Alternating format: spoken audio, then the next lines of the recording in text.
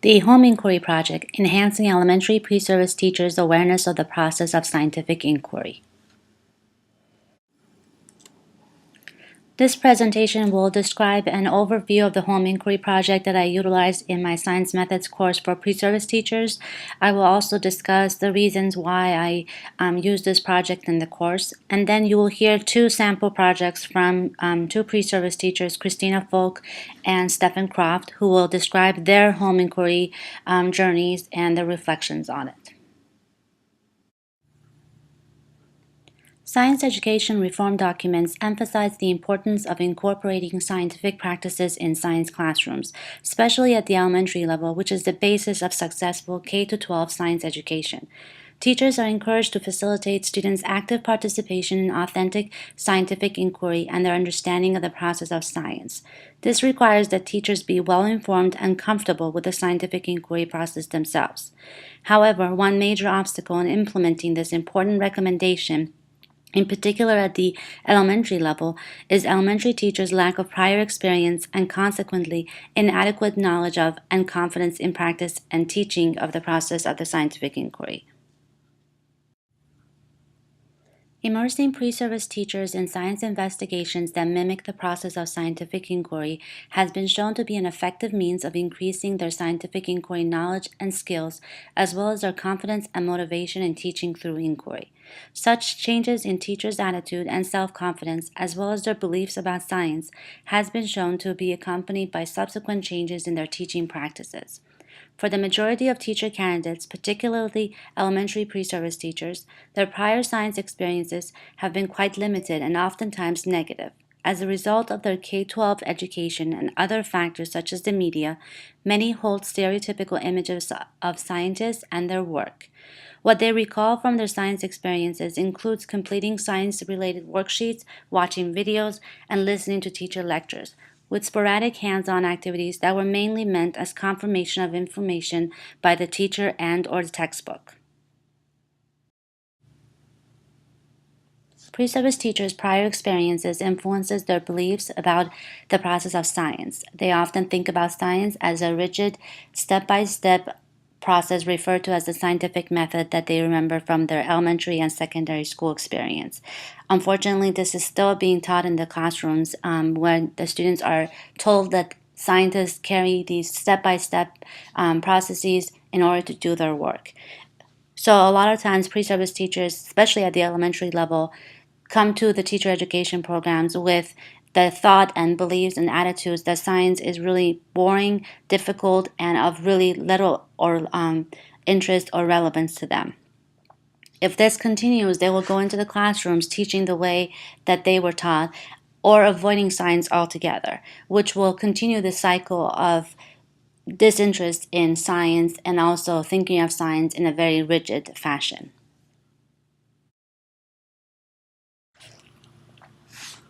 Science classrooms continue to emphasize the scientific method model of science, which is extremely step-by-step and linear. However, we all know that this is not how scientists do their work. They do not carry step-by-step procedures in order to do their scientific work on a daily basis. More recently, we've seen research and reform documents refer to the scientific inquiry model, which is more of a cyclical process, indicating what the scientists typically do, which is not linear, it's not step by step, and it could go in a variety of different directions depending on the work of the scientist. As you can see in this picture, it's more of a cycle. There's arrows going from different points of the cycle to various other parts, and it involves a lot of other components that we normally do not see in the scientific method model, which is extremely simple. So although it does contain testing ideas and gathering data and analyzing data, which are still extremely important in the process of science, it also includes other things that are missing in the scientific method model, such as the benefits and outcome of science and technology, the interconnection between science, technology, and society, the whole community analysis and feedback, both that the scientists receive and also the scientists also communicate with one another and also with their society. So there's the impact of science on society and vice versa that we do not typically see on the scientific method model. It also indicates indicates ideas such as creativity and serendipity, which are extremely also important in the scientific inquiry model. So this is more of a cycle. Although there are many different visuals of this process, what is typical of this and what's very different than the scientific method model is the fact that it's very cyclical and it could go in a variety of different directions. And we see that questioning and gathering evidence are central to this model of scientific inquiry. One of the main courses that I teach is the Science Methods course for elementary pre-service teachers. My goal has always been to enable my students to walk out of the methods course with a much better understanding of the process of scientific inquiry and the whole inquiry-based learning that they should be able to then employ in their classroom. We do a lot of activities in class and have a lot of discussions about the scientific method model and its inaccuracies, as well as the new model, scientific inquiry model. And students are able to see the fact that science is a cyclical process. It does really emphasize on questioning and making observations and gathering evidence. A couple years ago, I thought about the home inquiry project as a way for my students to be able to actually carry out the process of science, not in a 50-minute or 2-hour period within their classroom, our classroom setting, but also as an individual kind of project on their own, and to be able to see the whole process in action.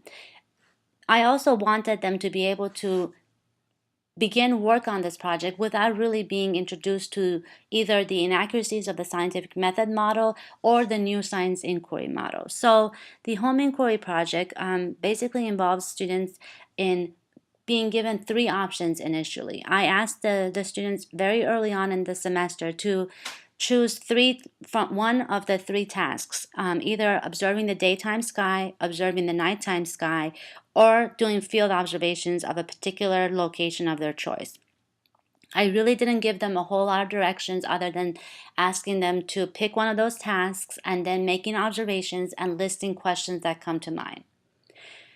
After a couple weeks of doing just collecting initial observations and writing down initial questions that they had come up with, then I asked them to have a discussion in class, and we talked about the kinds of things that they were noticing, the kinds of questions that they were coming up with, and generating questions as a class, and gathering some type of common list of questions and common list of observations. And from there, I asked them to basically narrow down their questions and narrow down specific areas that they were most interested in continuing their investigations with. At that time, they had been kind of introduced to the scientific inquiry model, the cyclical model in class. So in and out of class discussions, reflections, and refinement of their questions and methods continued for a couple more weeks and followed with continuation of their inquiry at home.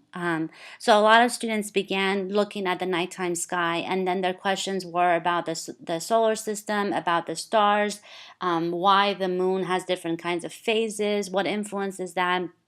And the same thing was also true for people who were making observations of their gardens or their yard or the space outside of their dormitory and so on.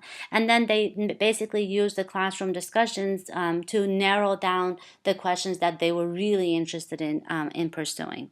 Approximately 2 months into the project, students were asked to share their projects, findings, and experiences with the rest of their peers during a formal presentation to the class. At that time, they've already had been introduced to the scientific inquiry model. We had had ample discussions about it in class, and they've also at that time had pretty much been able to collect a lot of evidence, depending on however way they wanted to actually do that. It was left up to them. They had sole authority of taking on any directions that they wanted to for their project. So how they collected their data, what question or questions they decided to focus on was all up to them to decide on.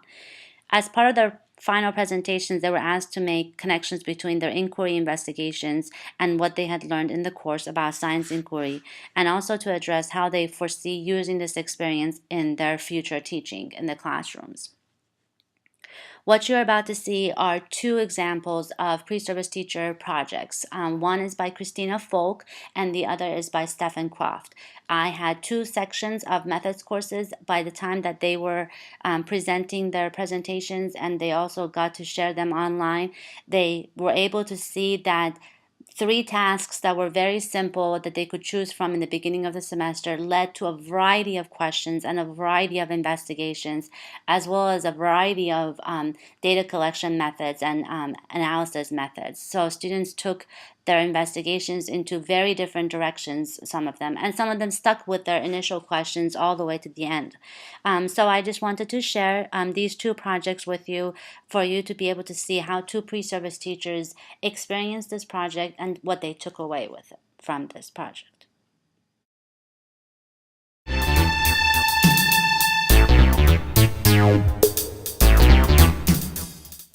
My home inquiry project was inspired by the curiosity that I had for the quiet yet complex ecosystem located in my backyard. I wanted to see the changes that would take place over time. Not far into my investigation, a flood engulfed my backyard as the product of a hurricane.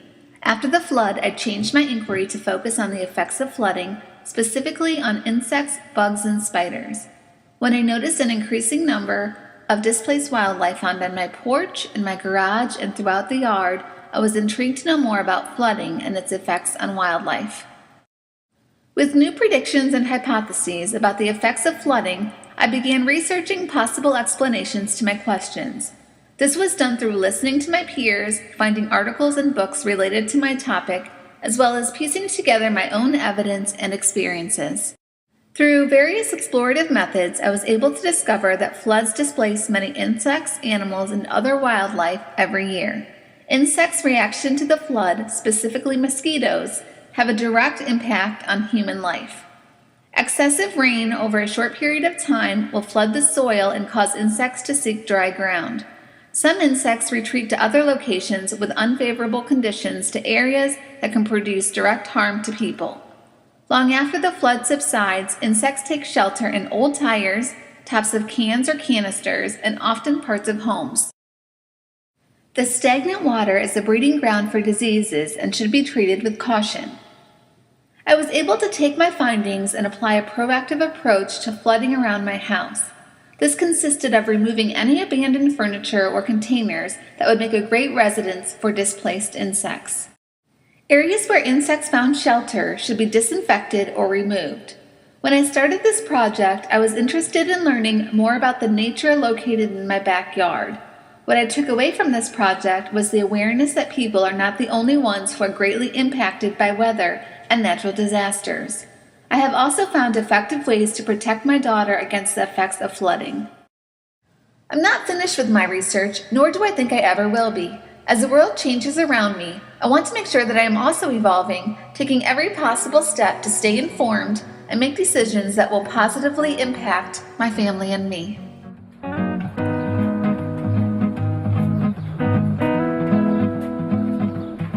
All day I've been inside and I've got the feeling I'm trapped between the walls and underneath the ceiling. I feel a bit off track, and now I'm trying to get back in the cool, cool air where the sun is shining. Nothing's gonna stop me, it's all in the timing. It's finally again my turn. It's time to return, 'cause I won't stay inside no more, no more. I cannot wait to go outdoors.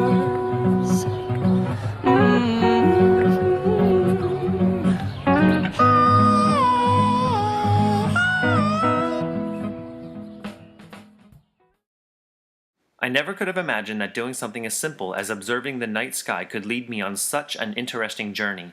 A journey that started with cloud layers, moved into moon phases and mythology, brought to light issues facing sea turtles, and finally ending with research on light spectrums. I found out firsthand just how exciting and interesting learning can be through inquiry. I started off simply by sitting on my back porch, observing the night sky. I began taking notes on what I saw and what I already knew, while taking photos to document my journey. I began to notice variations in the clouds. There were clouds that were higher in the atmosphere than others and moved at a slow pace. Clouds that were lower in the atmosphere moved much quicker. I questioned whether this was an effect of the recent hurricane that had passed through our area. Night after night I observed the sky and its changes. I found myself looking forward to spending time out there with my notepad and camera. My focus moved to the moon. I remember being told that the moon phases were caused by the shadows of the Earth. Later in life I found out that this was not the case, and that the phases were caused by the sunlight reflecting off the moon and the position of the moon as it revolved around the Earth. This continued thought process about the moon led me to the question, where did the idea of the man in the moon come from? The man in the moon derived from Norse mythology. The god of the moon was named Mani. Over time, the idea of the god of the moon, along with the positioning of the craters on the surface of the moon, developed into what we know today as the man in the moon. As I continued to observe, I noticed that there were very few stars in the sky. I researched this and found the reason I could not see them was due to the artificial lighting of a nearby city. The artificial light reflects into the atmosphere, causing what we know as sky glow. Sky glow washes out the light emitted by stars, so we cannot see them. As I researched more, I found this to be a major problem for sea turtles as they hatch. Baby sea turtles are drawn back toward the ocean by the light of the moon and the stars. However, many seaside towns emit a large amount of artificial light, causing the sea turtles to become confused and head away from the sea and eventually die. Upon further analysis of the photos I had taken, I began to notice tiny red spots. I soon realized these spots were stars. I was unable to see the stars with the naked eye, however, my camera was able to capture their light. This led me to further my research, now focusing on the different light spectrums. I learned that the reason for the stars showing up in my photos and not with the naked eye had to do with the exposure of my camera. The shutter was open just long enough to capture the red spectrum of light. I also learned that most over-the-counter cameras contain filters to block ultraviolet and infrared lights, leaving just visible light to be captured by the camera. My research is not nearly complete since every new find leads me to another question and continued research. This is exemplified in the complex flow chart illustrating science inquiry. Curiosity, questioning, data collection, and developing a hypothesis all lead to more questions, more answers, and more research. It is a never-ending cycle of learning, which is what makes it so exciting. You never know where it will lead you. This inquiry model also allows students to reflect on the impact science and technology has on society. Students learn through studying local or global issues such as waste management or marine conservation, making students more aware and conscious of the world we live in. The Home Inquiry Project allowed students such as Stefan and Christina to experience the process of science on their own and not to only be told about the actual cyclical model of science. They were able to carry on an investigation that they were interested in and they found relevant. It was something that they could do on their own time, and they had the freedom and flexibility, just as scientists do, to tweak their investigations or questions or take on any different directions that they wanted to. From the home inquiry projects, a lot of students, as you saw from these two presentations, took away the fact that science is creative, science is cyclical, science is not a step-by-step, kind of boring, irrelevant set of procedural tasks to be completed by scientists, and that different people can do things differently, even though there's a lot of collaboration involved, a lot of communication that's still involved, and it's not an individual process.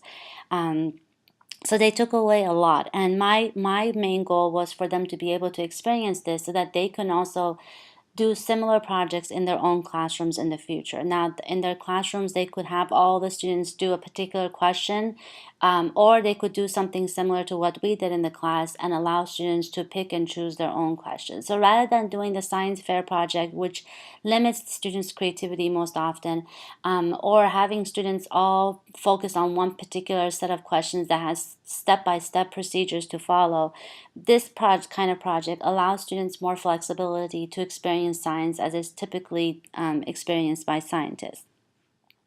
My hope is that students such as Christina and Stefan will go into their classrooms and be able to actually carry on similar projects and to have a better understanding of the process of science so that they do not continue this cycle of teaching students the scientific method model, which is very simplistic and linear.